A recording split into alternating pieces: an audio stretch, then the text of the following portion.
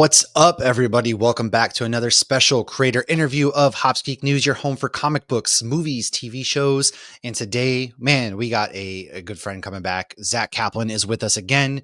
We are going to be talking about Kill All Immortals, as you know, that's something I've been raving about when it was coming out over last year. Wrapped up its first arc. We're going to dive into it a little bit here. And then we also have a fun little special announcement of some more comic books that he's got coming out. So please go to Hops Geek News. Social media, that's where we're at on all of those fun apps. And then on any podcasting platform, share with a friend, share with your dog, your grandma. I don't care who it is. Play it for whomever. That's where you can find us. So without further ado, Zack, welcome back to the show, man. Hey, How have thank things you. been for you? Good. Things have been good. I've been busy, but Yeah, it's a good yeah, busy. it's good busy. It's good. Busy problems are better. So yeah, it's been great. Nice. Now we briefly, I feel like we've gotten to talk about, we Beyond Real is when we first got to chat with you, and then we chatted a few months ago in the middle of Kill All Immortals, but it has recently wrapped up, and this was stellar. I really enjoyed it. It was Severance meets John Wick was how it was pitched. So why don't you kind of give a brief Succession, yeah, intro? Succession. Succession, that's what it was. Yeah, We 'cause were just talking about Severance yeah, before the show. So Severance was on my mind. it's like Succession meets John Wick with Immortal Vikings, and I guess if you're listening, you are not familiar with the series. It follows a family of Vikings that 1,000 years ago discovered a secret form of immortality, and now modern day they've become a billionaire banking empire like you would see right out of Succession. The only difference is they're barbaric Vikings and they're using murderous tactics to stay in power. And the only daughter, Frey Aswald, finally wants out. And so it's just jam packed with action, and it's a real kind of fun character drama following this young woman as she's trying to kind of discover her identity and figure out what she wants in life and how she wants to reconcile with the family's activities. So yeah, it's been a lot of fun, and it's my most bloody, Oh violent yeah. action comic that I've done, and just had a blast. So yeah. Now, going to that, because each issue I felt like had a very gory, action packed, like quite a bit of scenes. So, how does that work with the artist when you have so many pages that aren't dialogue? They're just sheer fighting. You just say, like, oh, just make a beautiful splash. Because I mean, the art's absolutely gorgeous and I love all the Viking themes with it. Or are you more like, okay, this page needs to do this and I want this specific, somebody to get stabbed right here? Like, how specific are you in the instructions to the artist? Yeah, so I'm working. My co-creator is Fico Ossio, who has done Creator Own, No One Left to Fight, but now he's a real rising star at DC. He just did Black Lightning. He was on Mr. Miracle. He's done a ton of DC stuff. Several more, and I think he's doing something Batman related right now for them.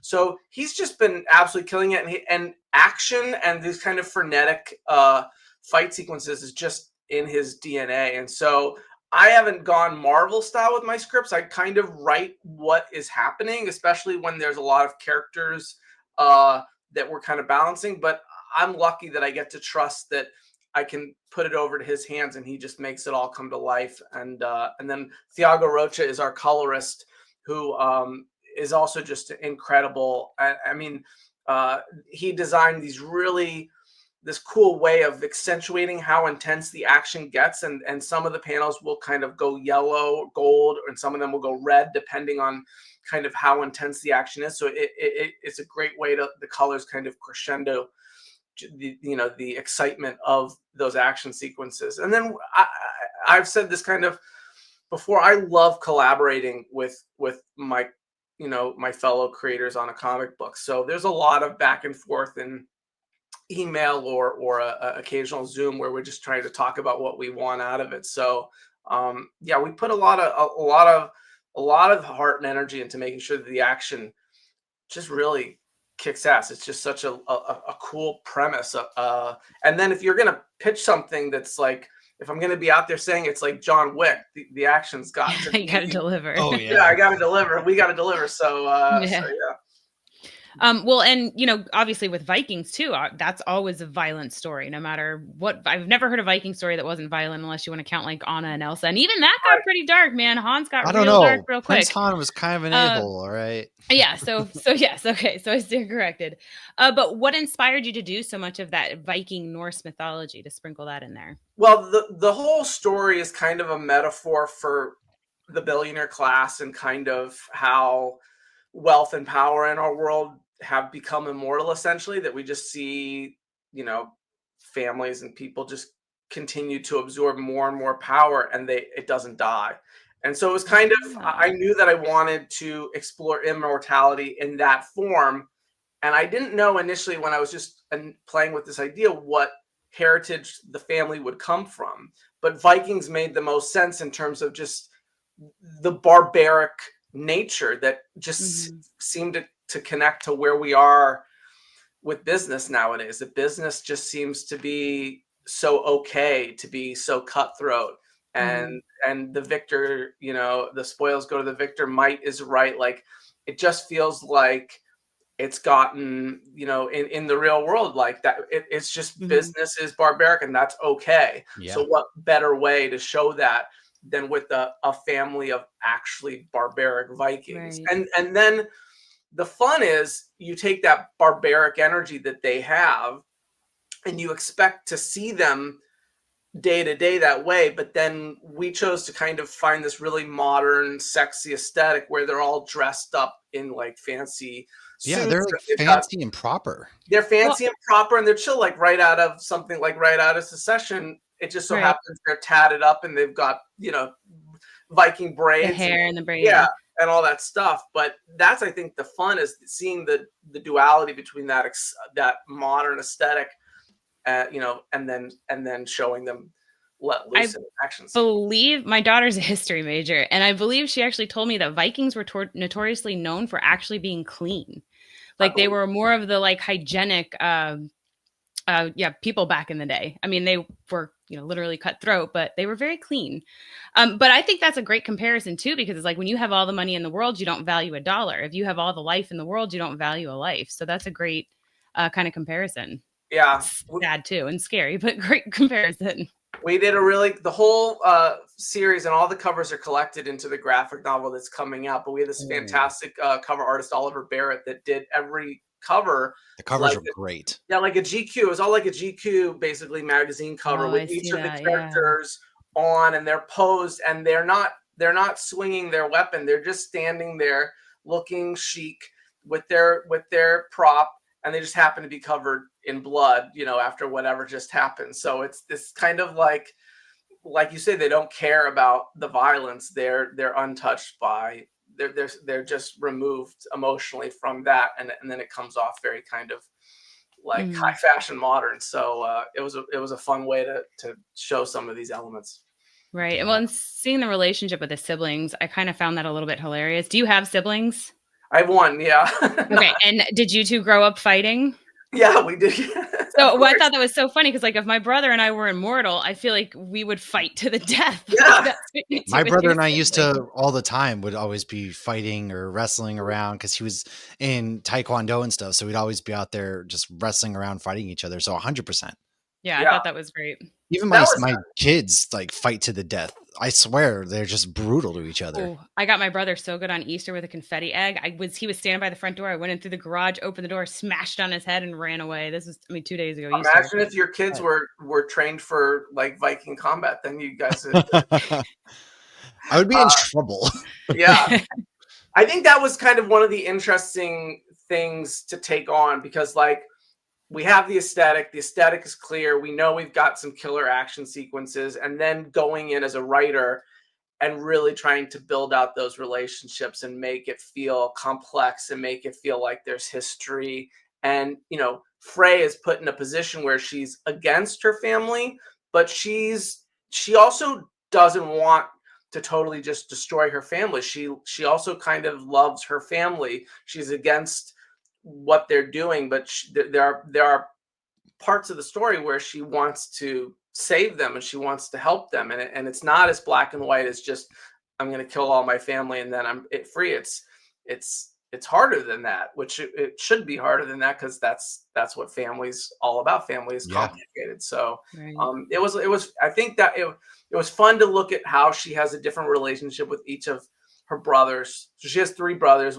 One is the might guy, is Thor, his name's Thor. He's the mountain of a man. Then the main brother is Leaf. He's like the perfect poster boy. And then Stein is the youngest, the reckless one of the family. And so they each have kind of different personalities, and then they each have different relationships with her. And so it was fun to kind of explore all that. Mhm. Nice. Now, how much research went in for you? Because you pull a lot of like deep cuts of history throughout this entire 5 run arc. You take us time traveling almost during modern times. So, what kind of research went into it on the whole entire team's end? A lot. So, spoiler alert, if you're listening, you're like, I'm hooked and I don't want to know any more, than there you go. But the one of the main twists that we hear earlier on, I think this was in some of the even preview copy on the book, but the family is Eric the Red. And this is Frey's father is the famous Viking explorer and warlord and barbarian Eric the Red. And he did have 4 adult children. Their names were Thor, Leaf, Thorstein, and Frey. And she was the only daughter. And they were banished initially from Norway, and they set up shop in Greenland and Iceland. And then they had certain periods of time where they were marauding and this and that. So I did look at their history and their heritage, and I did kind of try to study Viking culture a bit, and kind of steep myself in that period of time, just so it felt authentic enough as to what was going on with all of them. So, and that was a lot of fun. I mean, I've always been into Vikings. I've been into Vikings for forever, and I especially loved that the Viking show that was on AMC like a Oh, decade yeah. and a half ago. I mean, Yeah. yeah, that was just absolutely fantastic. And so that was always in my mind. I went back and watched some more of that as I was developing this, and did some research.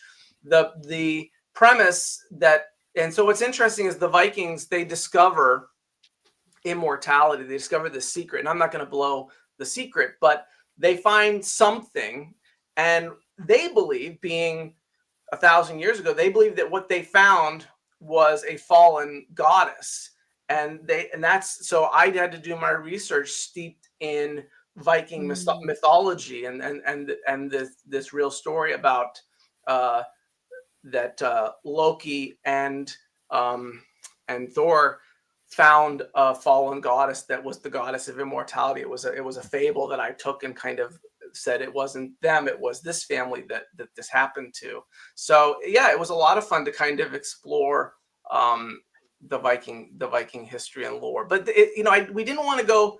We wanted it to be present, but we also wanted this to be a modern book. We didn't want to. It was a tightrope in trying to give it enough of that so that you feel like, oh, there's depth to the backstory here. But we're in modern times, and this is about their struggles now. Well, I think you Right. guys Which did a really good job with that because, I mean, at no point did you feel like, oh, we are focused on the past. It was all about, hey, this is what's happening now, especially as their dad was so focused on the family and money and keeping it together. But you could tell there's a lot of internal conflict within the siblings and loyalty there, especially with Frey. And she happened to be one of the most badass, one of my favorite characters, obviously, from the story, which yeah. I know you guys have been picked up for another arc. Are we going to get to see more of her? Yeah, so yeah, we're really excited that the series has been promoted to be an ongoing series, and we'll be coming back with the next chapter, so to speak, at the end of summer. And it is not, this is not an anthology series. We are going to focus on Frey and her family and what happens next, what happens after this chapter in their lives. And if you read the first season or series or whatever, the first volume of it, like, that's coming out, this chapter is closed very much, but there's so much more that is left to go. Oh wow, there's more to come. And so we're very excited to just, if you're going, I wonder where this is going. I think it's kind of going in some ways exactly where you think it's going if you read the last few pages of of volume 1. Well, they definitely make some enemies, especially being immortal. Like you don't Yes. go 1,000 years without making enemies. And then I think what you did a really good job of is teasing that there is a larger world. There's a lot more and a lot of other various cultures that come into play. Very much so. That's right. We're being spoiler sensitive here, but when I appreciate, but there's yeah, the world of where they came from, where their immortality came from, and what else lies in this supernatural pantheon. That's the fun about getting to go to another chapter of the story, is we get to expand all of that and really kind of blow it wide open and kind of say, like, the first chapter was all about this family here, and now it goes wide. And so I'm so excited. We're working on the second arc right now, and I cannot wait for everybody to see what we've got cooking. It's just awesome. So very excited to keep this story going. It's when I got into comics, my very first comic was called Eclipse. This was an Image Top Cow book about 9 years ago now. And I was very fortunate enough. It did very well. And I ended up doing that for 4 volumes. And then the next one after that was called Port of Earth. And I did that for 3 volumes. So my first 2 right out of the gate were kind of longer form storytelling that I took for a long period of time. And after being with 2 stories for like 3 years, I was so hungry to do like a lot of different things. So everything since then has been miniseries. I've done like all miniseries across the board. So this is the first book in many years for me that I've said, no, this is the one that I want to keep going and spend some more time with this character, with this family, in this world, and give readers more of this. So just very excited about it. So we can expect a 3rd arc and a 4th arc, and that's the plan is that we have, as long as we don't mess it up. As long as we don't mess it up, we're ongoing, and I think we would at least take it 3 arcs. That's the goal. And then I think we'll just have to see where we're at. If we don't mess it up, then for sure we would go 3. No pressure or anything like that. I can't. I mean, no one picks it up, and I go, oh, whoops! Everyone hates the second arc. Never mind. But so far, I mean, you guys were a top seller, so there's a reason why you're picked up, which shows that the people are hungry for it. I'm hopeful, but I try not to like be braggadocious and just like, hey, of course we're going 50 and no. But LeBron James, not 1, not 2, but 6. Oh gosh, I win the championship. Yes. But listen, when Kobe would win the championship, he would just hold up. He would say 3 rings. So he just focused on the next one, So I'm just focused on the next one, and then when the next one's a hit, we'll focus on the next one. But I think that it has a lot of legs, and I think that one of our goals was, we saw the success of Something Is Killing the Children. We saw the success of seeing a strong female protagonist who kicks ass, who has some just exciting action, but then has a tremendous amount of emotional depth and world to explore. And so we certainly went, okay, this is different, a different type of story, but we want to do a lot of the same things. We want to give readers a connection to this character and someone that they can go, I go back. I would keep coming back to visit her again and again and visit wherever she's going. So that's our hope. We'll see. Yeah, I could see that. Frey and Erica are both very lone wolves who beat to their own drum kind of fighters. And I see that. Well, and there's a larger existential kind of question for each of them. And certainly for Frey, she's torn because she doesn't want this pressure of being extraordinary and being immortal and having to, who wants that? She wants to be human. She doesn't want to live a normal life. She wants to do good, but she just wants to be, she doesn't want to have to be cutthroat and kill people and go to war and be barbaric like this. She doesn't want to be a Viking. She wants to be a modern woman, but I don't know if the world will let her. She is a Viking. Yeah, I don't know if the world will let her. So that's her. And I feel like that's a very modern struggle that we all kind of face right now. Cause like, the world's upside down. And so we're all torn. On the one hand, we all kind of just be like, can we just be normal? Can we just have our lives for 5 minutes? Yeah, can I just escape all this? But then you're kind of like, oh man, or am I supposed to like do something about these? Right. Like, I can't have my head in the sand. I can't. But my mental health is important too. Yes. So I feel like I relate to that, and I try to achieve that, and I feel like that's just very like, or wanting to be ordinary and wanting an ordinary life, but then wanting to have control over where the world goes and wanting to see good things happen to people. Those feel like they're against each other, and so it's interesting to see a character facing.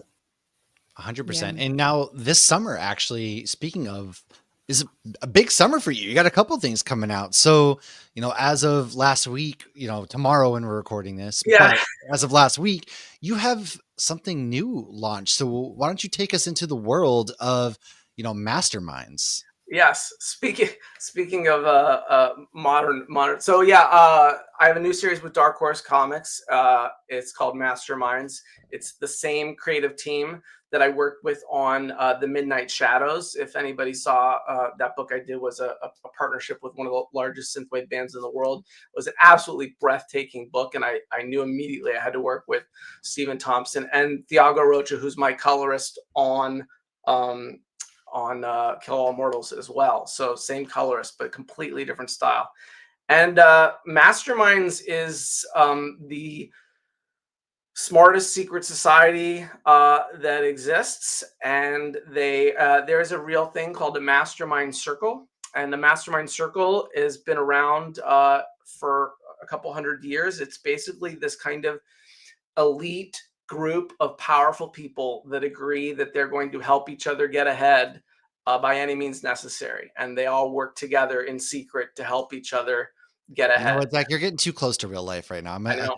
We just talked about this. So this is about the one of the smartest, or the smartest mastermind circle secret society called Masterminds, and we're giving everybody the chance to join their elite calling, essentially, and to do so you have to play their game. Essentially, they have a sort of a Squid Games kind of experience, but in the real world of riddles and puzzles and challenges. And if you're smart enough to survive, then you can be in Masterminds. And yeah. Is this, there's going to be like actual games that we're going to play along with? Is this like an interactive comic book? I know, that's what I was thinking. I'm like, can we solve the puzzles while we read it? There will be some meta components to it that if you're reading, you can kind of quasi play along. But it is a serialized story about a kind of a programmer who's an ambitious programmer who is trying to make his way in the world, and his trial into this society. Ooh. So it follows a character, but certainly we're hoping that everybody will come on board to see if, because it is full of puzzles and riddles and challenges, and as readers read, I'm curious to see if they'll stop in the middle of their experience and see if they can figure it out before the character does. That sounds exciting. I like that. Like Die Hard 3 or Ready Player One kind of thing. It's like those choose your own adventure books that you used to read growing up and everything like that. Only this one has a lot less, or a lot, there's more dire consequences. It sounds like, to the people in this world, of course. Yes. So, but I think we're working 9 to 5, hoping to get ahead. These don't seem it's like the American dream. Yeah, the American dream. I don't know that this isn't the dream I was thinking of. Yeah. So it's just another exploration of how cutthroat getting ahead has become, and how morality has seemed to slip by the wayside, and we're really willing to do whatever it takes. And we've all seen your people's TikToks out there. We know you've abandoned morals a long time ago. So we're going to have a lot of fun kind of exploring that. But yeah, it's an absolutely gorgeous book, and it's a mystery. It's a thriller. and we're really excited to let people come along for the ride. How did this come up? Did you approach Dark Horse with this story idea? How did we get the team together for this Yeah, one? right. I mean, even I think as we were wrapping up the Midnight Shadows, it was just such a pleasure to work with Steven and Thiago. We just kind of made such a team, and so I had immediately said to Dark Horse, I want to do more with this team, and I had this idea about this kind of secret society that plays a game, and you see who's the smartest to get in. And yeah, Dark Horse loved it, and we decided to run with it. We brought on Hassan Oh man, he's Ospinel, crushing it who's right now. Yeah. amazing. He's the amazing letterer on Kill All Immortals, and I've worked with him on many books, and he's lettering this. And we brought on Tom Moeller, who does the logo on Kill All Immortals, to do this logo as well. And yeah, it's really like wrapping a comic up in a David Fincher kind of film. It's got a real edgy noir sort of energy, really kind of mysterious. Who can you trust? Who's controlling who? Sort of vibe. It reminds me of some of the things I played with in Mindset, but Mindset was a mind control thriller, and this is kind of a different, but this is certainly a who can you trust thriller for sure. And you know, and can you survive? I like that. Is Yeah. this? I want to read the puzzles I and have know, you back right? on I'm and excited quiz you or for. ask you about that. That's really cool. Yeah, no, I mean, not to paint myself into a corner, but I just have to come up with mastermind level Nope. talent. Again, no pressure. I mean, Yeah, no pressure. you know how? So for this, is it going to be an ongoing, or is it going to be like Kill All Mortals, where you start with 5 issues and we see where it goes? This will almost certainly be a 5-issue miniseries experience. This is absolutely a more I mean, never say never, but I envision this as more of a contained sort of experience. Okay. Oh, Yeah. I like that too. Yeah. So So you're gonna go balls to the wall, so to speak, you know, yeah, and I can only imagine. yeah, that's the fun of doing something that's contained like this. Is there's nothing's no one's safe and everything can happen. So yeah, a lot of fun. Awesome. That's I can't wait to get that. I mean, this one comes out August of 2025. That Yes, yeah, first issue? August. Oh, Yeah, man. and we'll take the 5 issues through the year. So it'll be a binge worthy read for sure. Definitely, I think if you like kind of edgy thrillers and David Fincher things, and you want to see if you're smart enough to get into Masterminds yourself, then by all I kind of means, do, yeah. yeah, Especially yeah. because I'm not putting Or my the book's life on the gonna make line for people feel real. bad because they can't figure out the puzzles. It's like, are you I'm not smarter as than a smart as fifth I thought I grader? was. Yeah. The capital of California. Oh man, Oh, what It's is not Los this? Angeles. what is We don't it? have 51 states? What? We Oh my. do. Greenland. Greenland's Yeah, our that's right. Oh Oh no. my God. Or Canada, which uh any day of the yes. week, I guess, you know. But I'm really excited because so one thing that you do extraordinarily well, if anybody has really read your stuff, is you take these really cool science fiction type, you know, ideas and you run with them, and they're Thank so good. Like I said, Beyond Real was the first introduction that we had with you, and that was a great comic run. And That then was simulation theory. Yeah, I do. yeah, I like to, and it's kind of, I like to kind of think about something, mind control. What's my mind control story? What's my immortality story? What's my simulation theory story? A book that I have that's just entering its 5th issue right now, Dark Empty Void with Mad Cave, yes. is about black holes. And it was just basically, what's my black hole story? And it was a cosmic horror thriller about black holes. And so I like to take an idea and just say, well, how would I build this in a kind of modern way? And so this idea was kind of secret societies, but not just secret societies. It was secret game playing, like the trope of the game, you know, of playing that game to get into Well, somewhere or something. I So can't yeah, wait to see who Elon Musk hires to play on his behalf in this upcoming yes, run, of course. yeah, yeah. I'm really looking forward to this, man, and Thank you, I'm thank you. hoping like, oh, it's gonna be so Yeah, good. we're very excited. It's absolutely stunning. It's gonna be an absolute trip, and yeah, I think it's going to be really fun to let everybody kind of play along with the experience, Yeah. and that's the fun of having a great thriller is trying to figure out, you know, what's coming next and who can you trust, but then also trying to figure out if you can get into the society yourself. It's a fun thing. So yeah, we're really excited. It's fun to have a dark, edgy, like to have a dark thriller where it's life or death, and then you have like a fun component to it. So yeah. It's also probably, you know, in a way it's therapeutic, especially with everything going on in the same time, and you get to play in your own world. That's why I love comic books. You know, it's For sure. an escape, and it lets us dive into, and there's a lot of different comics for everybody out there.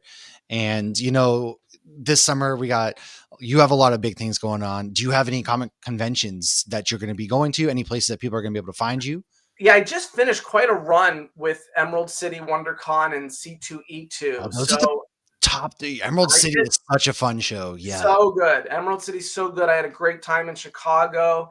I will be at San Diego Comic-Con. I mean, as this is playing right now, I'm doing signing it in Los Angeles for Collector's Paradise for Kill All Immortals, and I have another one coming up at Things from Another World in a couple weeks in May. So I have a couple local things that are going on. I'll be at Free Comic Book Day at the Comic Bug. So I have a few things in Los Angeles going on. And then in terms of conventions, it'll probably be San Diego. I always love to try to make it up to Rose City in Portland. That's one of my favorite shows. I've heard that's a good one. Yeah. That's a great one. And then I always try to make it to New York Comic Con. So I imagine that those will be and certainly Rose City and New York are around the time that Masterminds will be coming out, and around the time that we'll probably have the next chapter of Kill All Immortals starting as well. So I'm excited about both of those. And I also, I can't talk about it, but I probably have one more book coming out this fall as well. So